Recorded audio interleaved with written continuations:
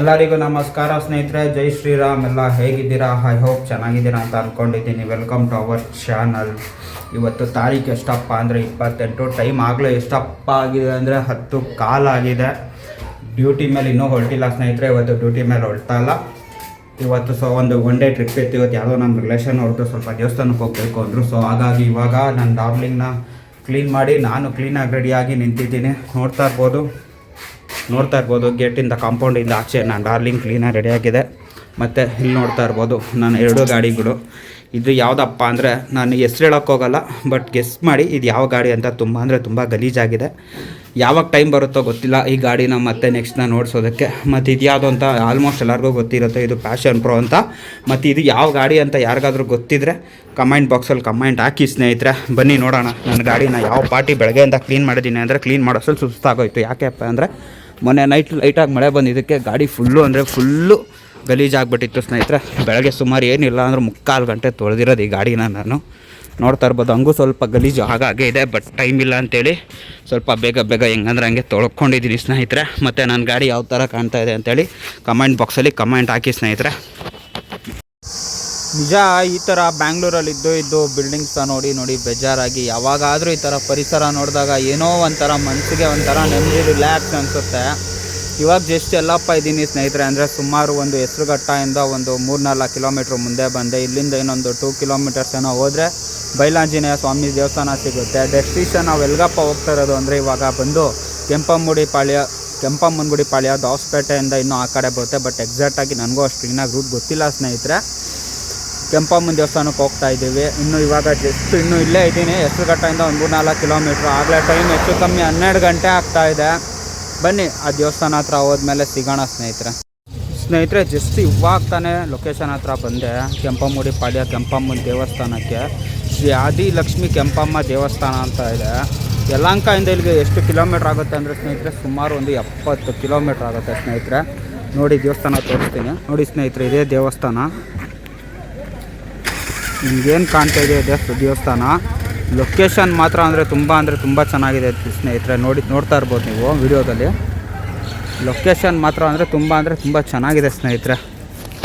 ಯಲಹಂಕದಿಂದ ಇಲ್ಲಿಗೆ ಟೋಟಲ್ ಬಂದು ಸ್ನೇಹಿತರೆ 75 ಕಿಲೋಮೀಟ್ರ್ ಇದೆ. ಬರಾಬರಿ 2 ಅವರ್ ಜರ್ನಿ. ಬಿಸಿಲು ಮಾತ್ರ ಸರಿಗಿತ್ತು. ಡ್ರಾಪ್ ಲೊಕೇಶನ್ ಹತ್ರ ಅಂದರೆ ಇಲ್ಲಿಗೆ ಬರೋಷ್ಟರಲ್ಲಂತೂ ಸಾಕಾಗೋಯ್ತು ಸ್ನೇಹಿತರೆ. ಊರ ಹತ್ರ ಬಂದೆ. ನುಗ್ಗೆಕಾಯಿ ತಿನ್ನಲೇಬೇಕು ಅಂದರು.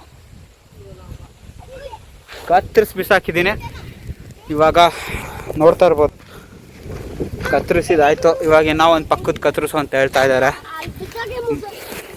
ವೆದರ್ ನೋಡ್ತಾ ಇರ್ಬೋದು ಫುಲ್ಲು ಮಳೆ ಬರೋ ಥರ ಇದೆ ಸ್ನೇಹಿತರೆ. ಇನ್ನೂ ಇಲ್ಲೇ ಊರ ಹತ್ರ ಇದ್ದೀನಿ. ಇನ್ನೂ ಎಷ್ಟೊತ್ತಾಗುತ್ತೆ ಏನು ಎತ್ತ ಗೊತ್ತಿಲ್ಲ.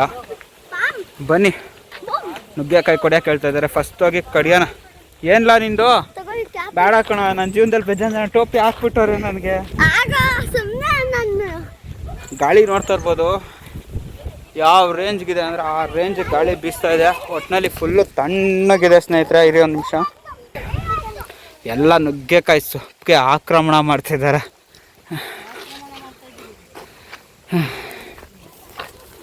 ಸರಿ ಸ್ನೇಹಿತರೆ, ಸಿಗೋಣ ಮನೆಗೆ ಹೋದ್ಮೇಲೆ. ಸ್ನೇಹಿತರೆ ಬಂದಿದ್ದ ಕೆಲಸ ಎಲ್ಲ ಮುಗೀತು. ಹಳ್ಳಿಗೆ ಬಂದರೆ ಅಡ್ವಾಂಟೇಜ್ ಏನು ಅಂತ ನೋಡ್ತೀರಾ? ಬನ್ನಿ ತೋರಿಸ್ತೀನಿ. ನೋಡ್ತಿರ್ಬೋದು ಏನೇನಿದೆ ಅಂತ ನೀವೇನೆ. ಅಲ್ಲೊಂದು ಪರಂಗಿ ಹಣ್ಣು, ನುಗ್ಗೆಕಾಯಿ ಸೊಪ್ಪು, ಅದಾದಮೇಲೆ ಬಾಳೆಹಣ್ಣು. ಜಾಗ ಸಾಲಿಲ್ಲ ಅಂತೇಳಿ ಏನು ಮಾಡಿದ್ದಾರೆ ಅಂತ ನೋಡಿ ಜುಗಾಡು. ನೋಡಿದ್ರಾ? ಆ ಮ್ಯಾಟಿಂದ ಇರೋ ಜಾಗನೂ ಬಿಟ್ಟಿಲ್ಲ ಸ್ನೇಹಿತರೆ. ಇವಾಗ ಹೆಸರುಘಟ್ಟ ಟಿ.ಬಿ. ಕ್ರಾಸ್ ಗೊತ್ತಿರುತ್ತೆ ನಿಮಗೆ. ಹೆಸರುಘಟ್ಟ ಟಿ.ಬಿ. ಕ್ರಾಸ್ ಬಿಟ್ಟು ಸ್ವಲ್ಪ ಮುಂದೆ ಹೊರಡ್ತಾ ಇದ್ದೆ. ಮಳೆ ತಿರ್ಗಾ ಸ್ಟಾರ್ಟ್ ಆಗಿದೆ. ನೋಡ್ಬೋದು ಇಲ್ಲಿ ಕಾಣ್ತಾ ಇರ್ಬೋದು ಅನ್ಸುತ್ತೆ ನಿಮಗೆ. ಮಳೆ ಆಗಲೇ ತುಂಬ ಜೋರಾಗಿ ಬರ್ತಾ ಇದೆ ಸ್ನೇಹಿತರೆ. ಅಪ್ಪ ಇತ್ತು ಎಷ್ಟು ಸರ್. ಈಗ 3 ವೀಲರಲ್ಲಿ ಮಾತ್ರ ಮಳೆಯಲ್ಲಿ ಗಾಡಿ ಓಡಿಸೋದು ತುಂಬ ಡೇಂಜರು. ಆದಷ್ಟು ಸೇಫ್ಟಿಯಾಗಿ ಗಾಡಿ ಓಡಿಸ್ಬೇಕು. ಇವಾಗ ಏನಿಲ್ಲ ಅಂದರೂ ಇಲ್ಲಿಂದ ನಮ್ಮ ಮನೆ ಏನಿಲ್ಲ ಅಂದರೆ ಹೆಚ್ಚು ಕಮ್ಮಿ ಒಂದು 25-30 ಕಿಲೋಮೀಟ್ರ್ ಇರ್ಬೋದು ನನ್ನ ಅಂದಾಜು ಪ್ರಕಾರ. ಮಳೆ ಮಾತ್ರ ಜೋರಾಗೇ ಬರ್ತಾ ಇದೆ. ಬನ್ನಿ ಒಂದೇ ಸಲ ಮನೆ ಹತ್ರ ಹೋದ್ಮೇಲೆ ಸಿಗ್ತೀನಿ ಸ್ನೇಹಿತರೆ.